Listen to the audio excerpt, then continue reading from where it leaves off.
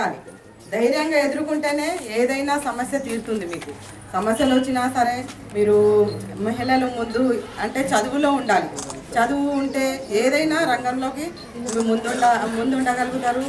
ముఖ్యంగా చదువు ఉన్న వాళ్ళకు ఏ జాబ్ చేయాలా ఏం చేయాలా అనేది కొంచెం ఆలోచన శక్తి ఉంటుంది.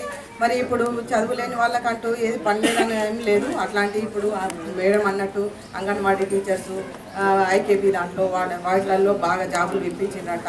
ఇంత మన కుటుంబాలు మనం నడుపుకోవడానికి మనం కూడా మన సహాయ శక్తులా మనం ప్రయత్నిస్తే మనం కూడా మన కుటుంబానికి మనం సహాయం చేసినట్టుంటారు.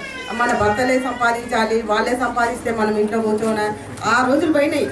మహిళలు కూడా బయటకు వచ్చి ఏదైనా చేయాలి.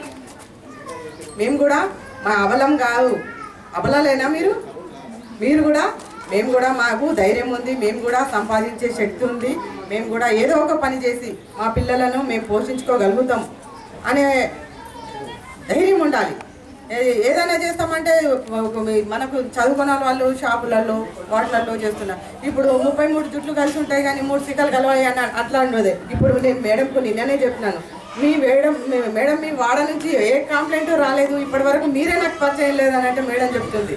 మా ఏరియాలో మేమే ఒక సమైక్యంగా కూర్చొని మేము ఏ సమస్య ఉన్నా కానీ ఒకరితో ఒకరు చెప్పుకొని మేము తీర్చుకుంటాం. మేడం మీ దాకా ఎప్పుడూ రాలేదు, మీరు కూడా నాకు పరిచయం లేదంటేనే నేను అనుకున్నా ఒక మేడం మీ చూడాల్సిందే, మీ వాడని మీ వాడందరినీ అభినందించాల్సిందే.